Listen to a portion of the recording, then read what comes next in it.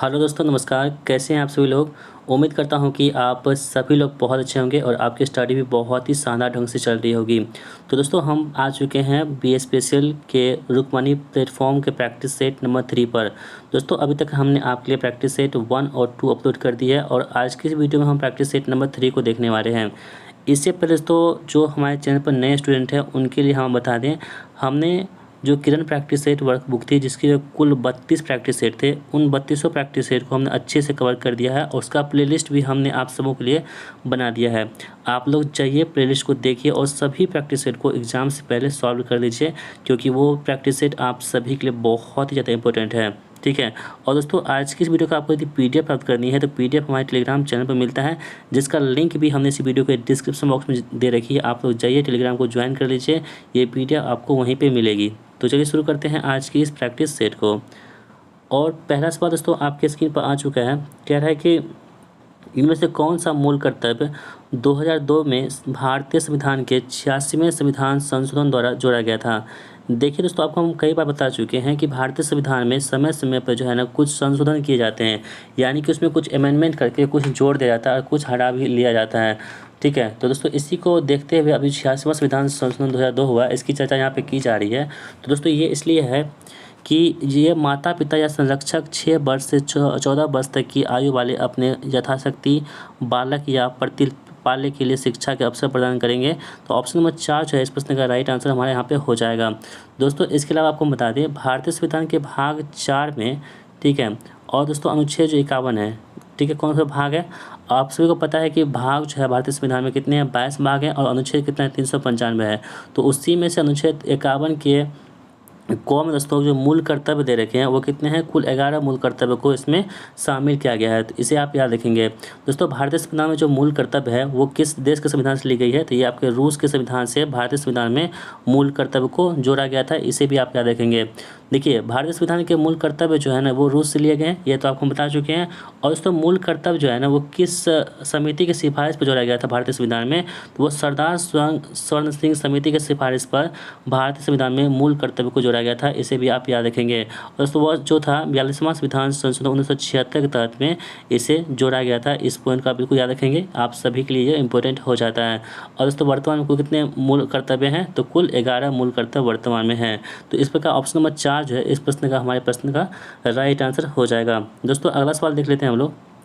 कह रहा है कि निम्नलिखित में से कौन सी गोवा की राजभाषा है। ठीक है। देखिए, यहाँ पे हम बात कर लेते हैं गोवा की राजभाषा की, और प्रत्येक राज्य की अपनी अपनी राजभाषा होती है। ठीक है। उसी प्रकार से यहाँ पे हम बात करते हैं किसकी, गोवा की। तो गोवा की जो दोस्तों राजभाषा है वो है कौन सी, कोंकणी। ठीक है। ऑप्शन नंबर ए यहाँ पे हमारे प्रश्न का राइट आंसर हो जाएगा। दोस्तों, आप सबको पता है कि भारतीय संविधान के भाग 8 में कितने हैं, तो 22 भाषाओं की चर्चा की गई है और 22 भाषाओं में से ये कोंकणी भी भाषा है। ठीक है। तो इसे भी आप याद रखेंगे। दोस्तों, एक बात और आप यहाँ पर ध्यान रख सकते हैं कि जो भारतीय संविधान के 71वां संविधान संशोधन हुआ था, 31वां संविधान संशोधन 1992 में, इसके तहत जो है ना जो ये कोंकणी, मणिपुरी और नेपाली, कौन कौन सा, कोंकणी हो गया, मणिपुरी और नेपाली, इन तीनों जो भाषा है इसको भारतीय संविधान की 8वीं अनुसूची में शामिल किया गया था। ठीक है। तो इसे आप याद रखेंगे, बहुत ही ज़्यादा इंपॉर्टेंट हो जाता है हमारे यहाँ पे। तो ऑप्शन नंबर ए यानी कि कोंकणी जो है इस प्रश्न का राइट आंसर हो जाएगा। इसके अलावा दोस्तों जो कोक बोरोक है ना, ये भाषा कहाँ की है, तो कोक बोरोक भाषा जो है आपके त्रिपुरा राज्य की हो जाएंगी। तो ऑप्शन नंबर यहाँ पे जो त्रिपुरा है इस प्रश्न का राइट आंसर हो जाएगा। ठीक है। यानी कि देखिए, यहाँ पे गोवा की राजभाषा कौन सी हो गई, कोंकणी हो गई, और त्रिपुरा की राजभाषा कौन सी हो गई, वो कोक बोरोक हो गई। तो याद रखेंगे, इतने एक्स्ट्रा फैक्ट जो है आप उससे आप लिख सकते हैं, अपने डायरी में नोट कर सकते हैं। ठीक है। अगला क्वेश्चन देख लेते हैं हम लोग। तापी नदी का उद्गम डैश से होता है। तो दोस्तों, जो तापी नदी है ना इसका उद्गम जो है आपको कहाँ से होता है, तो ये सतपुरा पर्वतमाला से होती है। ठीक है। ऑप्शन नंबर बी यहाँ पे हमारे प्रश्न का राइट आंसर हो जाएगा। जो सतपुरा पर्वतमाला है इससे क्या होती है, ताप्ती नदी की उद्गम होती है। ठीक है। इसे आप याद रखेंगे। दोस्तों, ताप्ती नदी जो है ना इसका उद्गम जो है मध्य प्रदेश के बैतूल जिले में सतपुरा की श्रृंखलाओं से मुल्ताई से होते हुए ये हमें निकलती है। ठीक है। इसे आप याद रखेंगे। ऑप्शन नंबर जो बी है यहाँ पे हमारे प्रश्न का राइट आंसर हो जाएगा। दोस्तों, हम बात करते हैं नीलगिरी पहाड़ी की। तो नीलगिरी पहाड़ी की जो है ना इसे नीला पर्वत के नाम से भी जानते हैं। ठीक है। तो एक पॉइंट आपको यहाँ पर अच्छे से याद रखना है कि नीलगिरी पहाड़ी को हम लोग नीला पर्वत के नाम से भी जानते हैं। और नीलगिरी पहाड़ी की सबसे ऊँची चोटी कौन सी है, वो है दोदा बेटा। तो इसे आप याद रखेंगे। चलिए हम बढ़ते हैं अगले प्रश्न की ओर। सर टॉमस मुनरो भू राजस्व बंदोबस्त से संबंधित है। देखिए सर टॉमस मुनरो जो है ना, ये किससे संबंधित है, तो ये रैयतवाड़ी व्यवस्था से संबंधित है। ठीक है, ऑप्शन नंबर 3 यहाँ पे हमारे प्रश्न का राइट आंसर होगा। दोस्तों हम बात करते हैं यहाँ पर अस्थायी बंदोबस्त और महलवारी बंदोबस्त, तो इसके बारे में यदि हम बात कर लेते हैं यहाँ पे, तो अस्थायी बंदोबस्त जो है ना, इस बंदोबस्त मतलब कि अस्थायी बंदोबस्त था, ये जागीरदारी था, मालगुजारी था, ये सभी व्यवस्थाएं थी अस्थायी बंदोबस्त के अंतर्गत ली गई थी। और दोस्तों सबसे प्रथम जो है ना अस्थायी बंदोबस्त को कहाँ लागू की गई थी, तो ये बंगाल में सबसे पहले जो है अस्थायी बंदोबस्त को लागू की गई थी। इसे आप याद रखेंगे, बहुत ज़्यादा इंपॉर्टेंट है। और दोस्तों सर टॉमस मुनरो के द्वारा जो है ना रैयतवाड़ी व्यवस्था को बंदोबस्त को लागू की गई थी। और जो महलवाड़ी व्यवस्था है ना, इसको हॉल्ट मैकेंजी के द्वारा, किसके द्वारा, हॉल्ट मैकेंजी के द्वारा महलवाड़ी बंदोबस्त को लागू किया गया था। इसे भी आप याद रखेंगे। तो ये सभी जो जितने भी दोस्तों ये जो बंदोबस्त होते हैं ना, आप सभी के एग्जाम के दृष्टिकोण से बहुत इंपॉर्टेंट होते हैं। और इस जो टॉपिक है ना, यहाँ से प्रश्न जरूर बन जाते हैं। तो ऑप्शन नंबर 3 यहाँ पे हमारे प्रश्न का राइट आंसर हमारा हो जाएगा। अगला क्वेश्चन देख लेते हैं हम लोग। हाल ही में भारत के 16वें वित्त आयोग के अध्यक्ष किसे बनाया गया है। दोस्तों ये प्रश्न बहुत ही ज़्यादा इंपॉर्टेंट है। क्यों इंपॉर्टेंट है, क्योंकि ये अभी जो आपको 64 पोस्ट के लिए बिहार दरोगा का एग्जाम हुआ था, उसमें ये प्रश्न पूछे गए थे कि हाल ही में भारत के 16वें वित्त आयोग के अध्यक्ष कौन है। तो वह दोस्तों अरविंद पनगड़िया को बनाया गया, जो ऑप्शन नंबर ए में दे रखा है। दोस्तों अरविंद पनगड़िया वही व्यक्ति हैं जो नीति आयोग जो बने था, नीति आयोग के पहले उपाध्यक्ष थे, ये उपाध्यक्ष थे, वो कौन थे, तो अरविंद पनगड़िया ही थे। ठीक है, और दोस्तों आप सबको पता है जो नीति आयोग है इसके अध्यक्ष जो होते हैं वो कौन होते हैं, पीएम होते हैं। यानी कि उस वक्त कौन थे, नरेंद्र मोदी पीएम थे। तो नीति आयोग के पहले आप बोल सकते हैं कि अध्यक्ष कौन थे, नरेंद्र मोदी थे, और पहले उपाध्यक्ष कौन थे, अरविंद पनगड़िया थे। ठीक है, तो इसे आप याद रखेंगे। और दोस्तों नीति आयोग के वर्तमान में उपाध्यक्ष हैं वो कौन है, सुमन बेरी। कौन से, सुमन बेरी जो वर्तमान में इसके उपाध्यक्ष हो जाएंगे। इसे भी आप याद रख सकते हैं। दोस्तों अगर हम बात करते हैं कि गिरीश चंद्र मुर्मू जी की, ये कौन है, तो गिरीश चंद्र मुर्मू दोस्तों ये हैं, ये वर्तमान में नियंत्रक एवं महालेखा परीक्षक के रूप में कार्यरत है। इसे भी आप याद रखेंगे। और केसी नियोगी की हम बात करते हैं, तो केसी नियोगी दोस्तों यहाँ पे कौन हो जाएंगे, तो केसी नियोगी जो है ना वित्त आयोग के प्रथम अध्यक्ष यहाँ पे हो जाएंगे। ठीक है, तो ऑप्शन नंबर ए यहाँ पे हमारे प्रश्न का राइट आंसर हो जाएगा। दोस्तों हम बढ़ते हैं अगले सवाल की ओर। अगला सवाल आपकी स्क्रीन पर आ चुका है। निम्नलिखित में से किस अधिवेशन के लिए कांग्रेस ने पहली बार महिला को अध्यक्ष चुना था। ठीक है, तो देखिए कांग्रेस का जो अधिवेशन हुआ था ना, उसमें जो महिला को चुना गया था सबसे पहले, वो था कलकत्ता अधिवेशन 1917 ईस्वी में। ठीक है, दोस्तों आप सबको पता है कलकत्ता अधिवेशन जो हुआ था ये 1917 ईस्वी में हुआ था। इसमें एनी बेसेंट को सबसे पहली बार जो है ना कांग्रेस ने महिला अध्यक्ष के रूप में चुना था। तो इसे भी आप याद रख सकते हैं।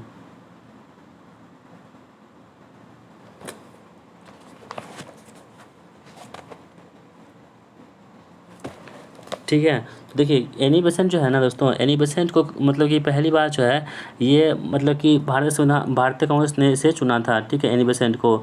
और दोस्तों इसके बाद जो है 1925 में एक कानपुर अधिवेशन हुआ था, और 1925 में कानपुर अधिवेशन में एक सरोजिनी नायडू को चुना गया था। ठीक है, तो दोस्तों यहाँ पे कन्फ्यूजन ये होता है कि पहली भारतीय यदि महिला पूछा है ना, तो वो आपको सरोजिनी नायडू बताना होगा। वहीं दोस्तों यदि आपको सिर्फ महिला पूछे तो आपको एनी बेसेंट बताना होगा। ठीक है, यानी एनी बेसेंट जो थी वो कब थी, 1917 में बनी थी, और जो सरोजिनी नायडू थी 1925 में बनी थी। इसे आप याद रखेंगे, बहुत ज़्यादा इंपॉर्टेंट प्रश्न हमारा ये हो जाता है। ठीक है, दोस्तों हम बात करते हैं यहाँ पे गया अधिवेशन की, तो इसकी अध्यक्षता किसने की थी, तो देशबंधु चित्तरंजन दास के द्वारा गया अधिवेशन की अध्यक्षता की गई थी। इसे आप याद रखेंगे, बहुत इंपॉर्टेंट है। और लखनऊ अधिवेशन 1916 इसमें हुई थी, इसकी अध्यक्षता की थी अंबिका चंद मजूमदार के द्वारा इसकी मतलब की अध्यक्षता की गई थी। अगला सवाल आपकी स्क्रीन पर है। जलियांवाला बाग नरसंहार पर कांग्रेस जांच समिति की रिपोर्ट को प्रारूप को लिखने का कार्य किसे सौंपा गया था। देखिए दोस्तों ये इम्पोर्टेंट प्रश्न हमारा है कि जलियांवाला बाग नरसंहार में कांग्रेस जांच समिति की रिपोर्ट को प्रारूप करने के लिए जो लिखा गया सौंपा गया था वो था महात्मा गांधी जी को सौंपा गया था। ठीक है, ऑप्शन नंबर बी यहाँ पे हमारे प्रश्न का राइट आंसर हमारा हो जाएगा कि महात्मा गांधी को सौंपा गया था। ठीक है, तो यहाँ पे है। ठीक है, और दोस्तों जलियांवाला बाग हत्याकांड जो हुआ था वो कब हुआ था, तो 13 अप्रैल 1919 को जलियांवाला बाग हत्याकांड होता है। कहाँ पे, तो पंजाब के अमृतसर में होता है 13 अप्रैल 1919 को जलियांवाला बाग हत्याकांड। ठीक है, अगला सवाल आपकी स्क्रीन पर है कि हिमालय के संबंध में निम्नलिखित में से कौन सा कथन गलत है। तो आपके पास 4 ऑप्शन दे रखे हैं, आप पहले खुद से ट्राई कीजिए इसमें कौन सा ऑप्शन जो है यहाँ पे गलत हो जाता है। ठीक है, देखिए हिमालय के संबंध में जो है दोस्तों, हिमालय की सबसे बाह्य पर्वतमाला को शिवालिक कहते हैं, ये इंपॉर्टेंट यह है, यही सही है। ब्रह्मपुत्र हिमालय की सबसे पूर्वी सीमा में स्थित है, ये भी सही है। कुमायूं हिमालय सतलुज और काली नदियों के मध्य स्थित है, ये भी सही है। जबकि पटकाई पहाड़ी लघु हिमालय और शिवालिक के बीच स्थित है? नहीं दोस्तों, ये जो है बातें यहाँ पे गलत दे रखी है। बाकी ये तीनों ऑप्शन जो यहाँ पे सही दे रखी हैं। तो हमको कौन सा चूज करना था? जो गलत था। ठीक है, बढ़ते हैं अगले सवाल की ओर। अगला सवाल आप स्क्रीन पर है कि हाल ही में गर्भपात को संवैधानिक अधिकार बनाने वाला दुनिया का पहला देश कौन बन चुका है? तो देखिए दोस्तों, गर्भपात जो होती है, अबॉर्शन होती है, उसको मतलब संवैधानिक अधिकार, लीगल अधिकार बनाने वाला जो दुनिया का पहला देश है वो कौन सा देश है? फ्रांस बन चुका है। ठीक है, तो दोस्तों ये करंट अफेयर्स का प्रश्न है, तो इसे आप याद रखेंगे। अगला सवाल आपकी स्क्रीन पर है कि वर्ष 2024 में राजनीति में उनके योगदान के लिए भारत रत्न से सम्मानित किसे किया गया है? तो दोस्तों अभी वर्ष 2024 में ना आपको हम बताए थे, पिछले जो जीके का प्रैक्टिस सेट लाए थे उसमें हमने आपको बताए थे कि जो अभी वर्ष 2024 में जो है ना टोटल 5 व्यक्ति को मतलब भारत रत्न देने की घोषणा की गई है, जिनमें आपके कर्पूरी ठाकुर जी भी हैं, लाल कृष्ण आडवाणी जी हैं, नरसिम्हा राव जी हैं। तो यहाँ पे उपरोक्त सभी यहाँ पे सही हो जाएंगे। इसके अलावा दोस्तों आप 2 नाम और याद रखेंगे, जैसे कि एम.एस. स्वामीनाथन। एम.एस. स्वामीनाथन को दोस्तों ये कृषि वैज्ञानिक थे, इनको भी दिया गया है। इसके अलावा जो पूर्व प्रधानमंत्री चौधरी चरण सिंह थे, इनको भी दिया गया है। ठीक है, तो ये इन 5 व्यक्तियों को 2024 में भारत रत्न सम्मान से सम्मानित किया गया है। ठीक है, तो ऑप्शन नंबर 4 यहाँ पे हमारे प्रश्न का राइट आंसर हो जाता है। दोस्तों हम बढ़ते हैं अगले सवाल की ओर। यहाँ पे रीजनिंग का प्रश्न आपका स्क्रीन पर आ चुका है। कह रहा है कि चार मीनार इंडिया में स्थित है, तो पिरामिड कहाँ पर स्थित है? आपको दोस्तों पता है कि चार मीनार जो है ना आपको कहाँ पे है? हैदराबाद में। और हैदराबाद कहाँ पड़ता है? इंडिया में पड़ता है, यानी कि देश की यहाँ पे चर्चा की जा रही है। तो इसलिए दोस्तों पिरामिड जो है ना दोस्तों ये कहाँ पे आपका? तो मिस्र में पड़ता है। ठीक है, तो ऑप्शन नंबर यहाँ पे सी इस प्रश्न का राइट आंसर हो जाएगा। अगला क्वेश्चन हमारे पास है कि नीचे दिए गए घुमाए गए घन की 2 स्थितियाँ दर्शाई गई है। ठीक है, तो दोस्तों आपको बताना है कि यहाँ पे 5 ऊपरी फलक पर होगी, तो निचले फलक पर कौन सी संख्या यहाँ पे आपको हो जाएंगी? तो देखिए दोस्तों आप यहाँ पे क्या करेंगे ना, 5 लिखेंगे। जब 2 संख्या एक ही जगह पर रहेंगे तो उसको क्लॉकवाइज लिख दीजिए, 5 1 2, उसके बाद 5 3 6। इसमें आपको देखिए दोस्तों कौन सी संख्या जो है 1 से लेकर 6 तक होती है ना, मतलब कि पासा में संख्या, इसमें कौन सी संख्या आपको नहीं दिख रही है? तो दोस्तों आप ध्यान से देखेंगे तो 1 2 3 है, 5 है, 6 है, आपको 4 नहीं दिख रहा है। इसका मतलब 5 के जो विपरीत होगा क्या होगा? 4 होगा, इसलिए ऑप्शन नंबर 4 यहाँ पे सही हो जाएगा। अगला क्वेश्चन आपकी स्क्रीन पर है कि एक पार्टी में लड़कों की तुलना में लड़कियों की संख्या आधी है। दोस्तों इंपॉर्टेंट प्रश्न है, आप लोग ध्यान से देखिए। एक पार्टी में लड़कों की संख्या की तुलना में लड़कियों की संख्या आधी है, यानी कि बॉय है यहाँ पे और यहाँ पे गर्ल है। ठीक है, ये कह रहा है कि लड़कों की तुलना में लड़कियों की संख्या आधी है, यानी लड़का यदि 2 है तो लड़की कितनी है? तो 1 हो जाएगा यहाँ पे। ठीक है, 1 घंटे के बाद 5 लड़के पार्टी छोड़कर चले जाते हैं, तो दोस्तों हम इसे x मान सकते हैं यहाँ पे। तो देखिए 5 लड़के जब 1 घंटे के बाद पार्टी छोड़कर चले जाएंगे तो -5 हो जाएगा, और 3 लड़कियाँ पार्टी में शामिल हो जाती है तो बराबर कितना हो जाएगा? तो x इसको वैल्यू रखे थे तो 3 यहाँ पे शामिल हो जाती है। तो इसलिए यहाँ पे x की वैल्यू हम निकालते हैं, तो 2x में से x करके कितना बचेगा? x बचेगा, और यहाँ पे 3 + 5 कितना हो गया? 8 हो जाएगा, यानी x वैल्यू कितनी आ चुकी है हमारे पास? 8 आ चुकी है। यदि हम इसमें 8 x की वैल्यू यहाँ पे पुट कर देते हैं तो 8 दूनी 16 हो जाएगा यहाँ पे, और कितना हो जाएगा ये? 8। अब क्या कह रहा है कि 1 घंटे पहले पार्टी में कितने लोग शामिल थे? तो 16 8 कितना हुआ? 24 लोग शामिल थे। ऑप्शन में कौन सा हो जाएगा? ऑप्शन नंबर 1 यहाँ पे हमारे प्रश्न का राइट आंसर हो जाएगा। तो दोस्तों बहुत आसान प्रश्न था, ऐसे प्रश्नों को आपको छोड़ना नहीं है। अगला सवाल आपकी स्क्रीन पर है कि अभिषेक आंसू का भाई है जो जय का बेटा है। ठीक है, देखिए अभिषेक यहाँ पे, ठीक है, और यहाँ पे आंसू है, AS आंसू। अभिषेक आंसू का भाई है, ये दोनों क्या है? भाई है। ठीक है दोस्तों, जो पुरुष होंगे उसको हम प्लस लिखेंगे और जो महिला होगी उसको हम माइनस लिखेंगे। जो जय का बेटा है, यानी कि जो मतलब क्या खिलाता है पहले के लिए, तो अभिषेक जो है ना ये किसका है? तो ये जय का बेटा है, यानी कि दोनों जब भाई है तो दोनों का पिताजी कौन हो गए? जय हो गए, तो जय यहाँ पे पिताजी हो गए। ठीक है, स्वाति ज्योति की बेटी है, अभी क्लियर नहीं है, इसको हम छोड़ देते हैं। आगे है कि मालती जो है ना आंसू और ज्योति की माँ है, तो आंसू और ज्योति की माँ कौन सी? आंसू यहाँ पे है ना, आंसू, तो आंसू और मालती, आंसू और ज्योति की माँ। आंसू और ज्योति यहाँ पे दोनों भाई, ये ज्योति क्या हो गई? इसकी बहन हो गई, तो यहाँ पे बहन हो गई ना ये वाला। ठीक है, तो ये भाई और ये बहन। अब कहता है कि मालती जो दोनों की माँ है, तो मालती यहाँ पे आ जाएगी, तो जय और मालती क्या होगी? पति पत्नी हो गया, और उसके 3 बच्चे हो गए यहाँ पे। अब देखिए स्वाति ज्योति की बेटी, अब स्वाति जो है यहाँ पे ये ज्योति की बेटी है, तो ज्योति की बेटी कौन होगी? यहाँ पे स्वाति हो गई ना। तो अब स्पष्ट हो चुका है कि ये इसकी माँ है, तो ये इसके मामा हो जाएंगे, ये इसके मामा हो जाएंगे, ये नाना हो जाएंगे, ये नानी हो जाएंगी। प्रश्न क्या कह रहा है? अभिषेक का स्वाति से क्या संबंध है? अभिषेक कौन है स्वाति का? तो आप खुद सोच दोस्तों यहाँ पे स्वाति की माँ हो गई, और माँ का भाई कौन होता है, मम्मा होता है, तो माँ का भाई यहाँ पर ऑप्शन नंबर 4 इस प्रश्न का राइट आंसर हो जाएगा। ठीक है, अगला क्वेश्चन आपकी स्क्रीन पर है कि वह आरेख चुनिए जो नीचे दिए गए वर्गों के बीच सही संबंध का निरूपण करता है। सामाजिक विज्ञान, इतिहास और भूगोल यहाँ पर दोस्तों आपको कहा जा रहा है।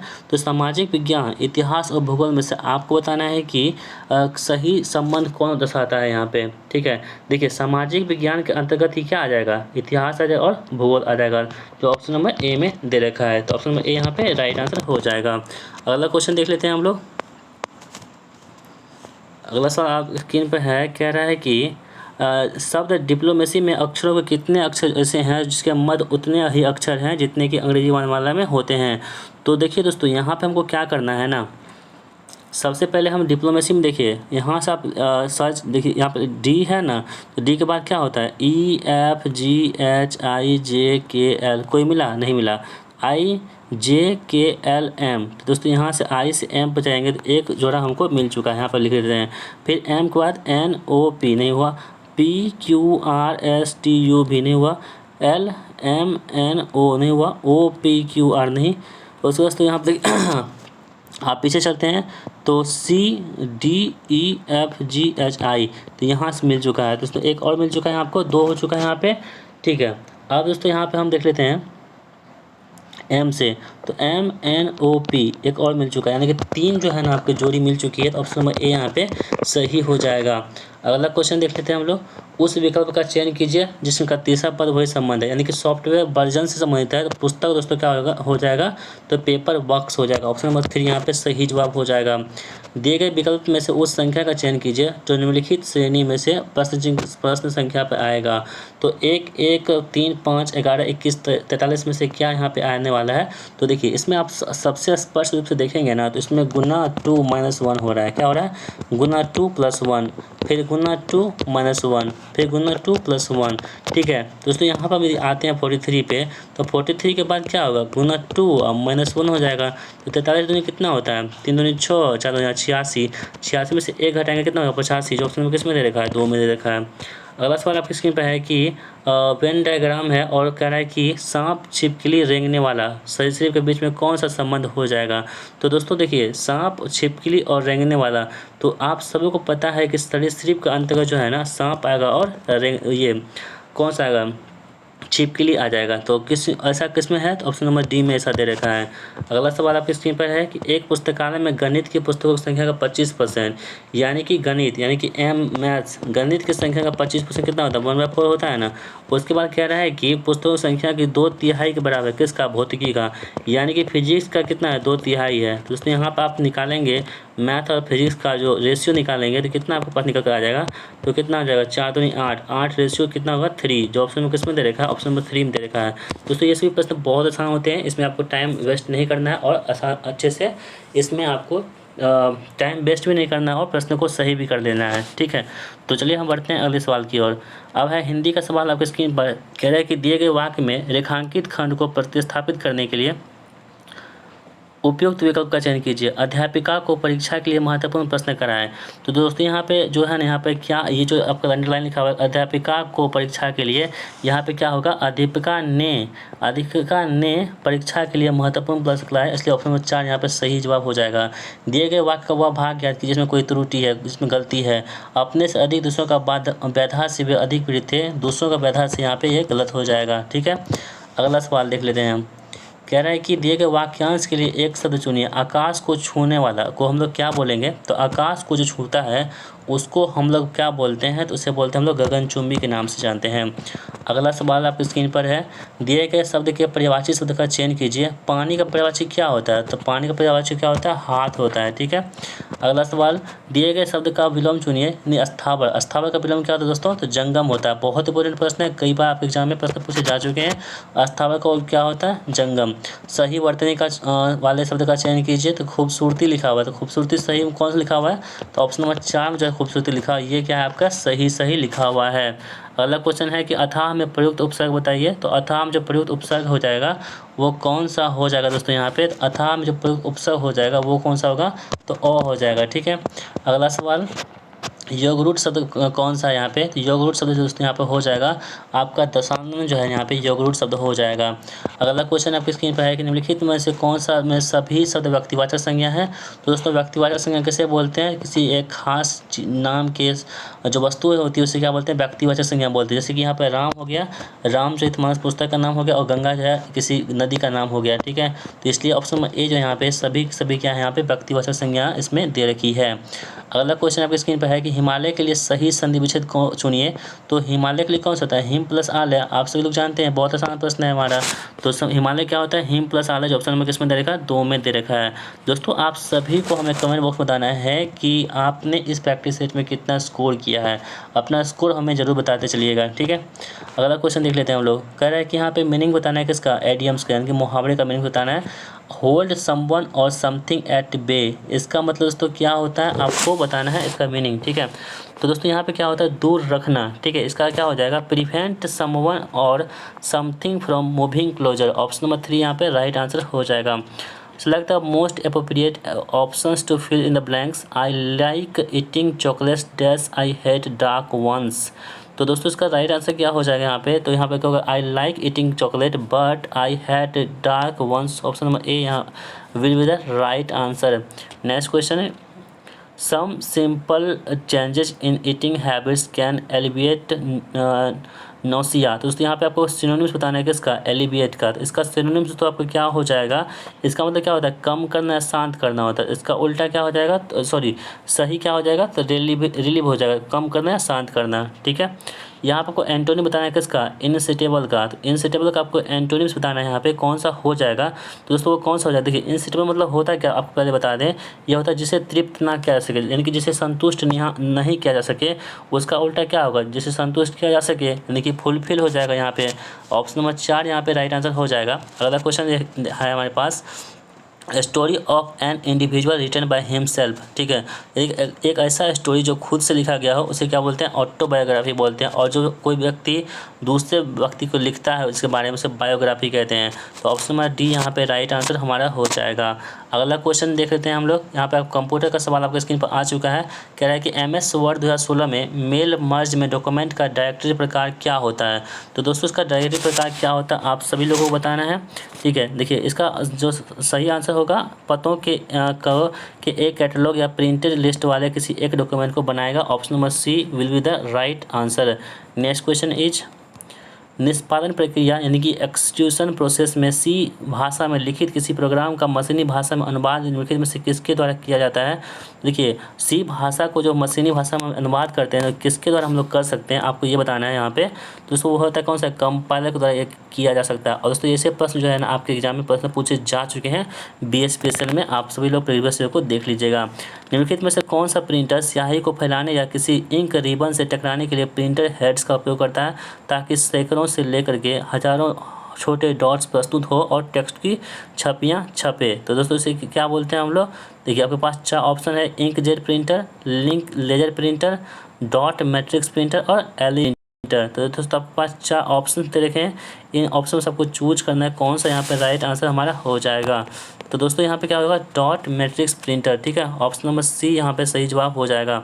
ठीक है, चलिए अगला सवाल वो क्वेश्चन देख लेते हैं हम लोग।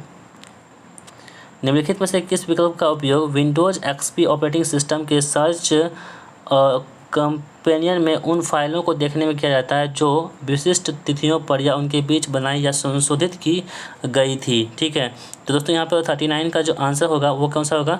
इसे कब संशोधित किया गया था? ऑप्शन नंबर बी यहाँ पे राइट आंसर हमारा हो जाएगा। MS वर्ड 2016 में मेल मर्ज में मेलिंग के लिए प्राप्तकर्ता की मौजूदी सूची डैश में मौजूद होती है। तो इसकी मौजूदा सूची होती है दोस्तों वो किसमें होती है आपको बताना है। ये होती है मेलिंग्स। ठीक है, उसके बाद सेलेक्ट रेसिपेंट्स, उसके बाद use exciting list. Option number A यहाँ पे राइट आंसर हो जाएगा। अगला सवाल देख लेते हैं हम लोग। इनमें से कौन सा उपयोगकर्ताओं के लिए चित्र और एनिमेशन जैसे चक्रीय तत्वों की यानी कि ग्राफिकल एलिमेंट्स के माध्यम से किसी उपकरण के साथ इंटरैक्ट करने की अनुमति देता है?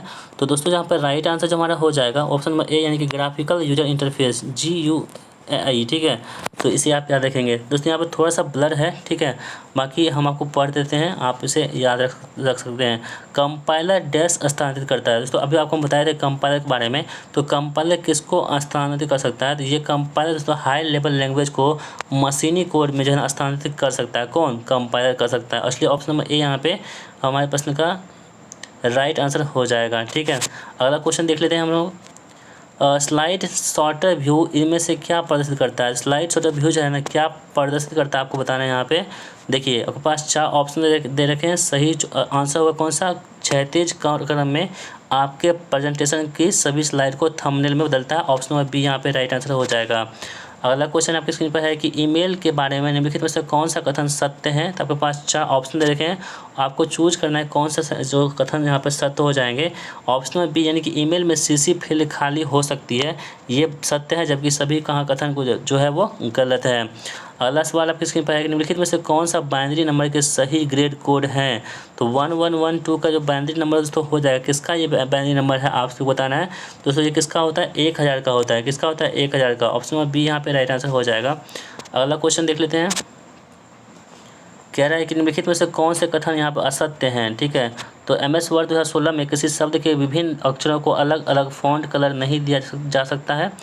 MS वर्ड 2016 में डॉक्यूमेंट में पैराग्राफ मार्क को प्रदर्शित करने के लिए शो हाइड कमांड बटन का उपयोग किया जा सकता है।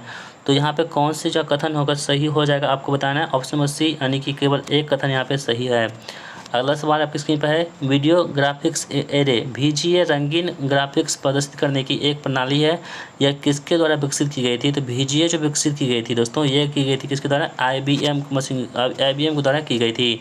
इनमें से कौन कंप्यूटर में सहायक मेमोरी या सेकेंडरी मेमोरी का हिस्सा नहीं है? तो दोस्तों वो कौन सी मेमोरी का हिस्सा नहीं है? तो ये कौन से प्रोम जो है ये नहीं है, जबकि मैग्नेटिक टैप है, CD-ROM और फ्लॉपी जो है ये सभी होते हैं। ऑप्शन बी यहाँ पे राइट आंसर हो जाएगा। फाइल नाम के संबंध में कौन सा कथन यहाँ पे गलत है? तो दोस्तों आपके पास 4 ऑप्शन दे रखे हैं, आप खुद से पहले पढ़ लिए, उसके बाद आप आंसर मिलाइए। तो दोस्तों ये होगा फाइल एक्सटेंशन, फाइल के नाम से बाद डॉट पहले आता है, ये जो है यहाँ पे गलत है। डैश एक कंप्यूटर है जो ऐसे इंटरनेट से जुड़ा होता है जो एक स्पेशल वेब सर्वर सॉफ्टवेयर चलाता है और इंटरनेट पर दूसरे कंप्यूटर को वेब पेज भेज सकता है, ठीक है। तो दोस्तों वो कौन सा हो जाएगा हमारे पास? तो डी यानी कि web server. Option number D यहाँ पे राइट आंसर हो जाएगा।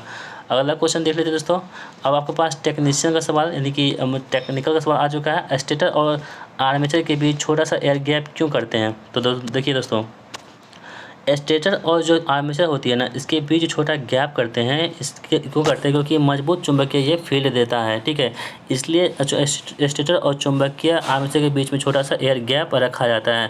दोस्तों एक बात और ध्यान रखिएगा कि DC मशीन में जो होती है ना, AC मशीन की तुलना में ज़्यादा एयर गैप रखा जाता है, तो इसे भी आप याद रखेंगे।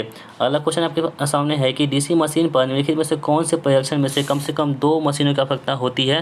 तो दोस्तों वो कौन सी होती है? बैक टू बैक टेस्ट जो होती है, इसमें क्या होती है? 2 मशीनों की आवश्यकता होती है, ठीक है। ऑप्शन नंबर सी यहाँ पे राइट आंसर हो जाएगा। देखिए दोस्तों आपको बता दें कि DC मशीन में हॉपकिंसन टेस्ट को हम लोग क्या बोलते हैं? बैक टू बैक टेस्ट भी कहते हैं। तो आप याद रखेंगे कि हॉपकिंसन टेस्ट को क्या कहते हैं हम लोग?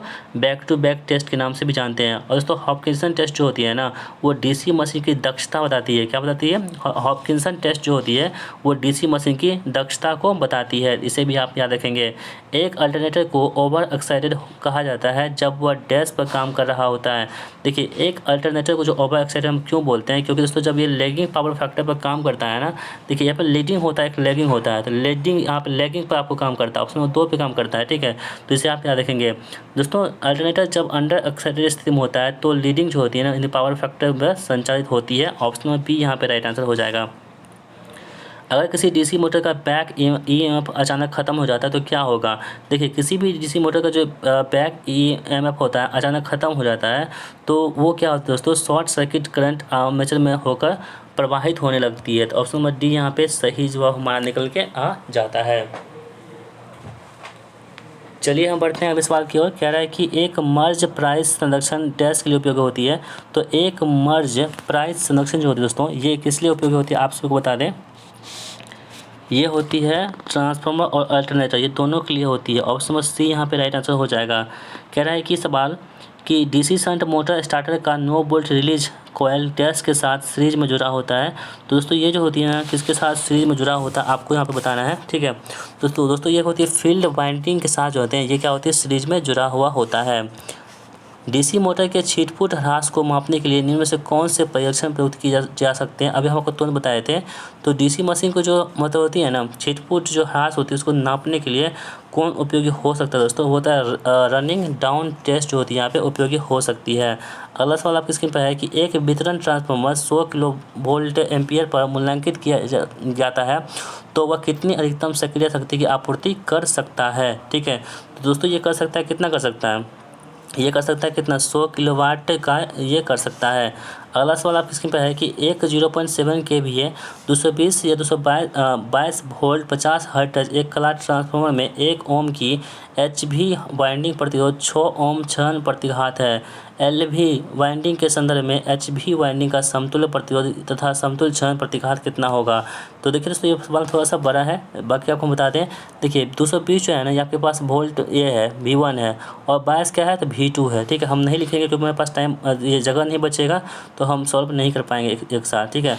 और दोस्तों हमारे पास जो प्रतिरोध R1 कितना है तो 1 ओम यहाँ पे दे रखा है, और X1 कितने हमारे पास है प्रतिघात, ये प्रतिरोध कितना है तो ये X1 कितना है 6 ओम दे रखा है। दोस्तों हम डायरेक्ट सॉल्व करने की कोशिश करते हैं, तो हमारे पास क्या होता है फॉर्मूला, तो R2 डैश बराबर क्या होता है K² R1, ठीक है। उसके बाद X2 डैश कितना होता है तो X1 इंटू कितना होता है K² होता है। तो इस फॉर्मूला का आप याद रखेंगे, इसे हम पुट करने की कोशिश करते हैं। यहाँ से हम R2 निकालते हैं दोस्तों, कितना हो जाएगा 1 गुना 1 बटे कितना होगा 10 का स्क्वायर हो जाएगा ना, ठीक है।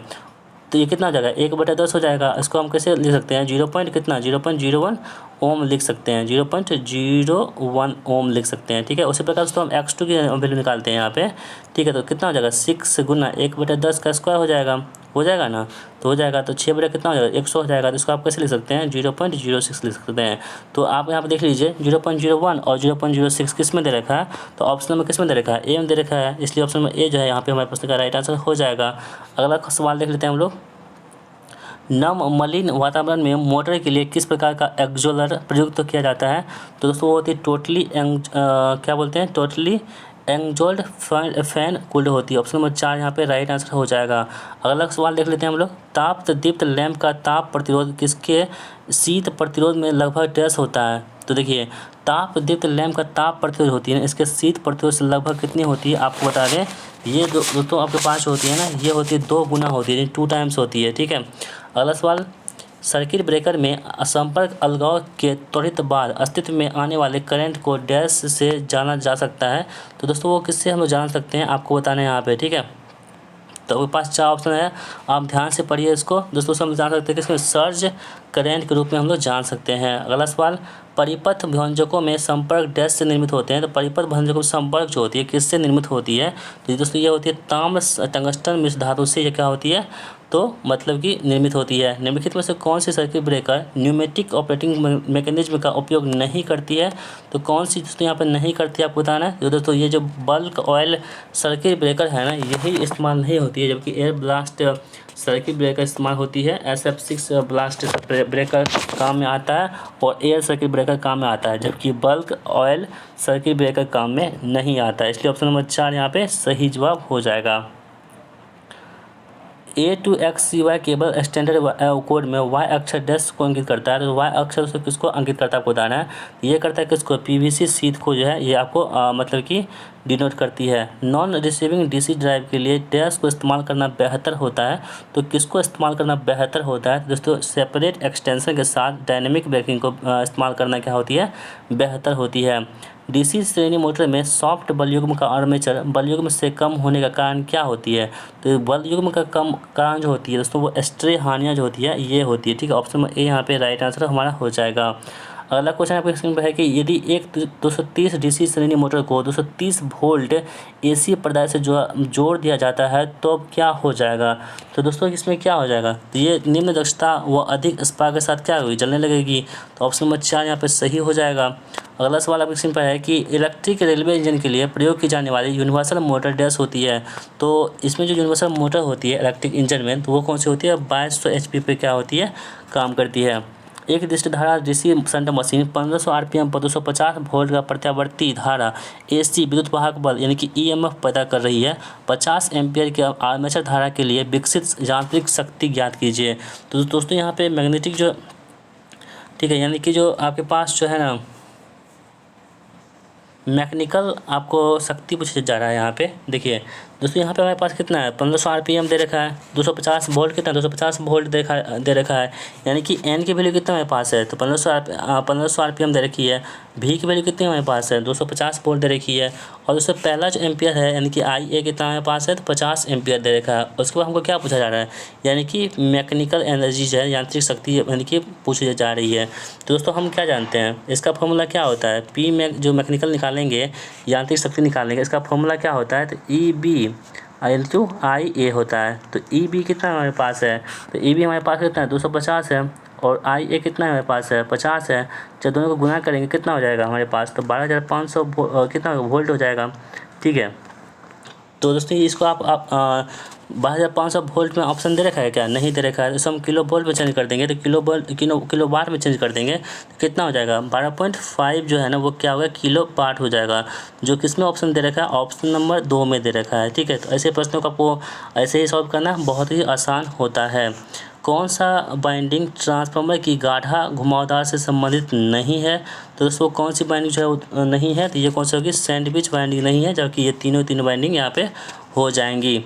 अगला क्वेश्चन आपके पास है कि एक 3 फेज 50 हर्ट्ज इतना volt delta star 300 kVA core type transformer का कोर 0.05 WB फ्लक्स के साथ संचालित होती है, प्रति मोड़ विद्युत वाहक पल की गणना कीजिए। ठीक है, तो विद्युत वाहक पल की गणना यहाँ पे आपको करने के लिए कहा जा रहा है। ठीक है, तो देखिए दोस्तों इसे हम क्या करेंगे, तो दोस्तों यहाँ पर यदि आप ध्यान से देखेंगे तो ध्यान से देखने के बाद आपको पता चलेगा कि जो आपके पास ट्रांसफार्मर दे रखा है वो किसका है, तो ये है आपके पास डेल्टा कनेक्शन का, यानी कि डेल्टा स्टार का। तो हम सभी लोग क्या जानते हैं, डेल्टा स्टार में जब रहता है तो इसका हम लोग जानते हैं, एक सेकेंड, इसमें क्या होता है दोस्तों, तो ये होता है VL बराबर क्या हो जाता है आपके पास, VPH हो जाता है। क्या VL बराबर क्या होता है, VPH हो जाता है। जब भी दोस्तों डेल्टा में रहेगा ना, स्टार कनेक्शन में रहेगा ट्रांसफार्मर, तब आपको उसको याद रखना है कि VL बराबर क्या होता है, VPH हो जाता है। ठीक है, और दोस्तों V वाला फॉर्मूला क्या होता है आपके पास, तो 4 × 4.44, ठीक है, और उसके बाद 5N हो जाता है। ठीक है, इसमें आपको क्या करना है, वैल्यू को पुट कर देना है। देखिए यदि हम ई की वैल्यू निकालना चाहते हैं यहाँ से, कितना हो जाएगा, 4.44 हो जाएगा। ठीक है, और उसके बाद उसका कितना हो जाएगा, ऐप कितना मेरे पास है, 50 दे रखा है ना। ठीक है, फ्रीक्वेंसी है 50 हमारे पास। ठीक है, अब दोस्तों हम क्या करेंगे, तो कितना हमारे पास है, 0.05 जो है ना ये वाला फ्लक्स का, 0. कितना है, 0.05 फ्लक्स का है। ठीक है, और इसके पास कितना है, 1 से हम गुना कर देंगे यहाँ पे, तो इसे आप गुना करेंगे तो ई बराबर कितना आपके पास निकल के आ जाएगा, तो 11.1 वोल्ट आ जाएगा। ठीक है, जो ऑप्शन में किस में दे रखा है, ऑप्शन नंबर 4 में दे रखा है। तो ऐसे प्रश्नों को आपको ऐसे ध्यान से पढ़ना है और अच्छे से सॉल्व कर लेना है। यदि दोस्तों आपको समझ में नहीं आए तो वीडियो को फिर से पीछे कीजिए और फिर से देखिए, आपको बिल्कुल समझ में आ जाएगा। अगला क्वेश्चन देख लेते हैं हम लोग, कह रहा है कि 300 kVA 6600 volt 440 volt 50 hertz delta star connected 3 phase transformer का प्रति टर्न वोल्टेज 7.9 वोल्टेज है। निम्न वोल्टेज और उच्च वोल्टेज साइड पर टर्न की संख्या क्रमशः कितनी हो जाएंगी। ठीक है, तो दोस्तों टर्न की संख्या आप यहाँ पे पूछी जा रही है, आपको कितना हो जाएगा। ठीक है, तो देखिए दोस्तों यहाँ पे E1 की वैल्यू कितनी हमारे पास दे रखी है, E1 कितना है, 6600 वोल्ट दे रखा है। तो यहाँ पर हम लिख लेते हैं E1 बराबर कितना हो गया, 6600 क्या हो गया वोल्ट हो जाएगा। ठीक है, तो चलिए थोड़ा सा नहीं चल पा रहा है यहाँ पे, कोई दिक्कत नहीं है।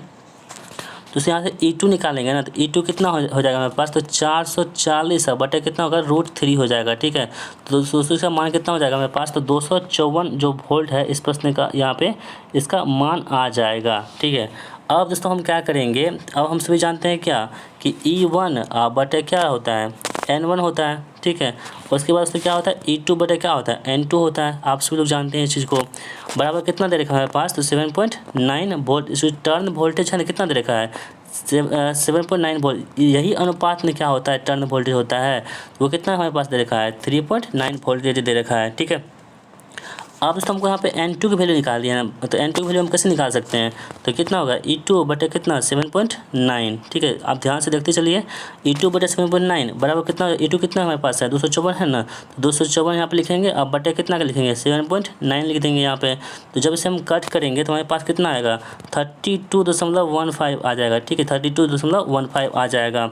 ठीक है, यानी कि आप इसे 32 लगभग मान सकते हो। ठीक है, अब दोस्तों हम N1 जहाँ पर निकालने की कोशिश करते हैं, N1 क्या हो जाएगा हमारे पास, तो 6600 और बटे कितना हो जाएगा हमारे पास 7.9 हो जाएगा। तो इसे हम क्या करेंगे, तो 835 दशमलव कितना होगा 44 हो जाएगा। ठीक है, तो दोस्तों ये 835.44 होगा, यानी कि टर्न संख्या कितनी हो गई 32। और दोस्तों यहाँ पे जो उच्च वोल्टेज पर साइड टर्न संख्या कितनी हो जाएगी, तो 835। और देखिए निम्न पर कितना होगा 32 और उच्च पर कितना हो गया 835।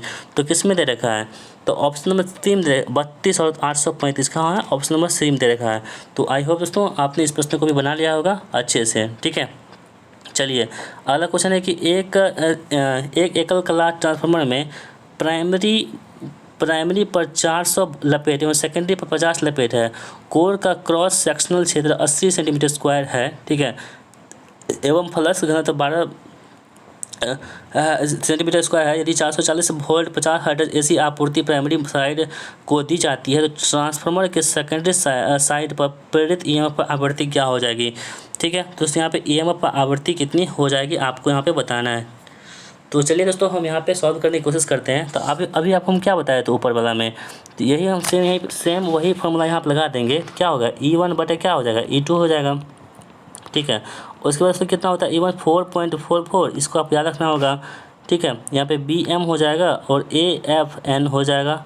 N1 बटे कितना हो जाएगा 4.44 BAFN2 हो जाएगा। सेम वही चीज़ बराबर कितना N1 बटे N2 हो जाएगा। ठीक है, अब दोस्तों हम यहाँ पे E2 निकालने की कोशिश करते हैं। यहाँ पे तो कितना हो जाएगा E1 गुना N2 बटे कितना हो जाता है N1 हो जाता है। यहाँ पे बराबर कितना हो जाएगा, तो कितना वैल्यू हमारे पास है E1 वैल्यू कितना है 400 लपेट है ना, तो 400 कितना होगा 440 लपेट है यहाँ पे, सॉरी यहाँ पे 440 लपेट होगा। ठीक है, गुना 50, 440 कहाँ पे है, एक सेकेंड,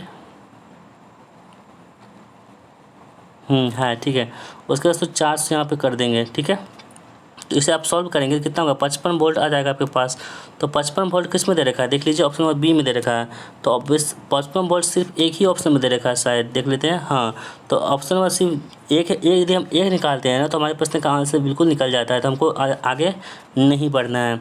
अगला क्वेश्चन है कि एक इंडस्ट्री में प्रत्येक 60 वाट के लाइट बल्बों की संख्या 100 तथा 50 HP का शक्ति भार है। उपरोक्त लाइट भार प्रतिदिन 6 घंटे प्रयोग किया जाता है तथा शक्ति भार प्रतिदिन 10 घंटे प्रयोग किया जाता है, तो प्रतिदिन कितनी यूनिट खपत होती है।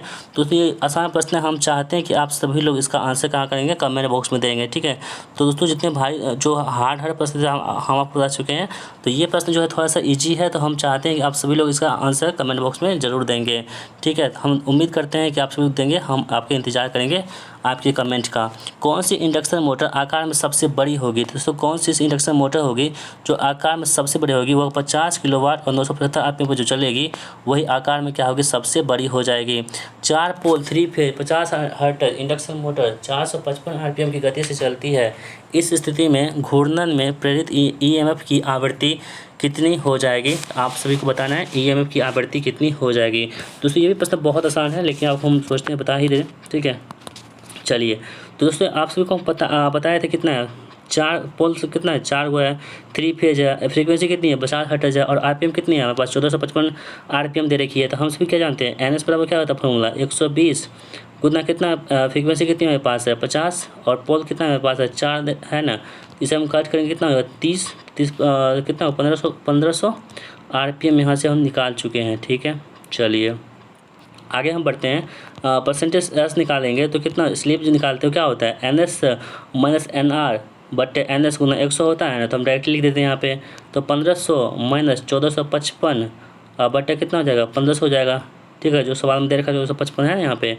ठीक है, गुना कितना होगा 100 हो जाएगा। ठीक है, तो इसे आप कट करेंगे तो कितना 3% निकलेगा। और दोस्तों जो फ्रीक्वेंसी निकालेंगे तो FR बराबर कितना होता है SF हो जाएगा। तो 3 बटे कितना होगा 3 बटे 100 और गुना कितना हो जाएगा 50, इसे आप कट करेंगे तो कितना होगा आपके पास 1.5 Hz होगा, यानी कि हर्ट्ज हो जाएगा, यानी कि 1.5 हर्ट्ज। ऑप्शन नंबर सी में दे रखा है। अगला क्वेश्चन, हस्तचालित घूर्णक प्रतिरोध स्टार्टर वाले स्लिप रिंग इंडक्शन मोटर में विद्युतीय अंतःपार्षण इंटरलॉकिंग किस तरह से जुड़ता है? तो इंटरलॉकिंग जुड़ता है दोस्तों, वो जुड़ता है किस तरह से? तो ये होती है स्टार्ट बटन की श्रृंखला में जुड़ जाती है। अगला सवाल है कि एक 3 फेज इंडक्शन मोटर सीधे स्विचिंग द्वारा स्टार्ट किए जाने पर मेंस से 100 एम्पीयर का इलेक्ट्रिक करंट खींचता है। यदि स्टार्टिंग के लिए 60% टैपिंग वाला एक ऑटो ट्रांसफार्मर प्रयुक्त किया जाता है तो मेंस से लिया जाने वाला इलेक्ट्रिक करंट कितना हो जाएगा? तो उस इलेक्ट्रिक करंट जो हो जाएगी वो कितनी हो जाएगी आप सभी को बताना है, ठीक है। तो वो कितनी हो जाएगी? 36 एम्पीयर हो जाएगी।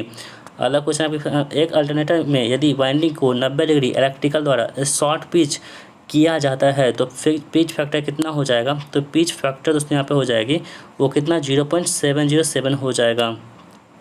शेपर मशीन का स्पेसिफिकेशन क्या होता है? तो शेपर मशीन का स्पेसिफिकेशन होता है वो होता है कौन सी? स्ट्रोक की लंबाई के आधार पर इसका होता है। आउटपुट वोल्टेज में सबसे बड़ी गिरावट एक अल्टरनेटर से किस लोड पर पूरा भार लेने के परिणाम स्वरूप हो जाएगी? तो वो हो जाएगी किसमें? तो ये LPF इंडक्टिव लोड पर हो जाएगी। निम्नलिखित में से कौन सा पैरामीटर एक AC DC कन्वर्टर में DC वोल्टेज की गुणवत्ता देता है? तो उसको कौन सा पैरामीटर ऐसा होता है जो काम करता है? वो होता है दृष्टिकारी दक्षता, ठीक है। अगला क्वेश्चन, आर्मेचर के प्रोग्रेसिव लैप वाइंडिंग में सामने वाले पिच और पीछे के पिच के बीच का संबंध किसके द्वारा निरूपित किया जाता है? तो यह होती है किसके? धनात्मक संकेत के द्वारा इसे निरूपित कर सकते हैं। किसी स्टेपर मोटर में यदि स्टेप कोण 45 डिग्री है तो इसका विभेदन कितने प्रति चक्कर से होगा? तो इसका विभेदन जो होगा दोस्तों वो किसके? 8 प्रति चक्कर से हो जाएगा। अगला क्वेश्चन है, जब एक प्रत्यावर्तक को भार हटा लिया जाता है तो इसकी अंतिम वोल्टेज पूर्ण भार पर 480 वोल्टेज से कोई भी भार न होने पर 660 वोल्ट तक बढ़ जाती है। तो वोल्टेज नियमन कितना हो जाएगा यहाँ पे? तो वोल्टेज नियमन दोस्तों यहाँ पे हो जाएगी, वो हो जाएगी कितनी? तो 37.5% हो जाएगी, ठीक है। अगला सवाल आपकी स्क्रीन पर है कि एक फ्यूज बल्ब के आर पार निरंतरता बनाए रखने के लिए लैंप के लड़ी में प्रत्येक बल्ब सुरक्षा के बतौर एक युक्ति को लगाना आम बात है। इस युक्ति का नाम क्या है? तो इस युक्ति का नाम है एनटीसी थर्मिस्टर। क्या है? एनटीसी थर्मिस्टर, ठीक है। अगला सवाल देख लेते हैं, इकोनाइजर का प्रयोग डैश की दक्षता बढ़ाने के लिए करते हैं। इकोनाइजर का प्रयोग करते हैं किसके लिए हम लोग? तो बॉयलर की दक्षता बढ़ाने के लिए करते हैं।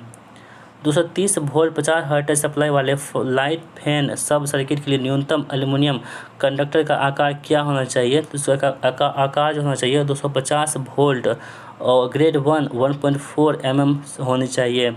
यूपीएस प्रणाली में आपात उपयोगी बैटरियां डैश में होती है। तो आपात जो बैटरियां होती है वो होती है किसमें? निकेल कैडमियम के होती है, ठीक है। 2.0 टन एयर कंडीशनर के लिए निम्न में से कौन सा तार का साइज उपयुक्त होती है? तो ये तार का साइज दोस्तों कहते हैं 4.0 mm स्क्वायर होती है, ये उपयुक्त होती है। अगला सवाल है, तो दोस्तों इसका सवाल का आंसर आप लोग देख लीजिए, इसे बनाइएगा खुद से, ठीक है। ये दोस्तों 2.4 PU इसका आंसर हो जाएगा। ईंधन सेल के संबंध में निम्नलिखित में से कौन सा कथन सत्य नहीं है? तो दोस्तों यहाँ पे कौन सा कथन यहाँ पे सत्य नहीं है? तो वो है कौन सा? ये उच्च प्रदर्शन के कारण बनते हैं और इनका ऑपरेशन शोर भरा होता है, ये गलत है। एक सिरोपरी लाइन प्रणाली में त्रुटि की घटना का प्रतिशत कितना होता है? तो इस त्रुटि घटना का प्रतिशत दोस्तों यहाँ पर हो जाता है कितना? तो आपको बता दें, तो ये होता है दोस्तों आपको 30 से 40 होती है, ठीक है। अगला क्वेश्चन आपके पास है कि परिवर्ती आवर्ती ड्राइव VFD का आउटपुट वेव फॉर्म क्या है? तो इसका आउटपुट वेव फॉर्म दोस्तों क्या होती है? तो ये हो जाएगी आपकी तो plus with modulated sine wave हो जाएगी। DC 2 वायर व 3 वायर ट्रांसमिशन सिस्टम में ट्रांसमिट की गई पावर की मात्रा तथा ट्रांसमिशन की दूरी समान है तो कॉपर के 3 तार ट्रांसमिशन सिस्टम की जरूरत कितनी हो जाएगी? तो ये हो गया किसमें? तो देखिए आप इसका ऑप्शन कहाँ पे है? ऑप्शन नंबर जो है ना B, यहाँ पे राइट आंसर हमारा हो जाएगा, ठीक है। अगला क्वेश्चन है आपके पास कि एक 3 फेज 4 वायर, तो दोस्तों यहाँ पे देख लीजिए इसका राइट आंसर क्या होगा? ऑप्शन नंबर B 1.867 बटा कॉस स्क्वायर जो है इस पर राइट आंसर हो जाएगा। अगला क्वेश्चन आपके पास है कि 50 वाट का एक दीपक 1500 LM का ज्योति फ्लक्स देता है, इसकी दक्षता कितनी हो जाएगी? तो दोस्तों इसकी दक्षता कितनी हो जाएगी? तो 1500 बटे, बहुत आसान है, 1500 बटे कितना? 50 कर दीजिए, कितना हो जाएगा? तो 30 हो जाएगा। तो 30 यहाँ पर सही जवाब हो जाएगा। अगला क्वेश्चन है आपके पास है कि किसी उद्योगशाला को मुख्यतः 3 फेज लोड तथा सीमित प्रकाश लोड के लिए प्रयुक्त केबल किस प्रकार का होना चाहिए। तो दोस्तों ये केबल जो होना चाहिए वो 3.5 करोड़ का होना चाहिए। और दोस्तों आज की इस वीडियो का लास्ट प्रश्न हमारा प्रैक्टिस सेट का एसी रिले के चैटरिंग दोष को किसके प्रयोग करके दूर किया जा सकता है। तो दोस्तों ये प्रयोग कर सकते हैं हम लोग सेंटिंग कुंडली के द्वारा प्रयोग कर सकते हैं। तो दोस्तों इस प्रकार हमने प्रैक्टिस सेट नंबर 3 को यहीं पर कवर कर लिया है और आशा करते हैं आपकी वीडियो बहुत पसंद आई होगी। दोस्तों आपको हमारी वीडियो पसंद आती है वीडियो को लाइक कर दिया कीजिएगा, उस वीडियो को अपने दोस्तों के साथ जरूर शेयर कीजिएगा। तो चलिए मिलते हैं नेक्स्ट प्रैक्टिस सेट के साथ, तब तक के लिए जय हिंद, वंदे मातरम।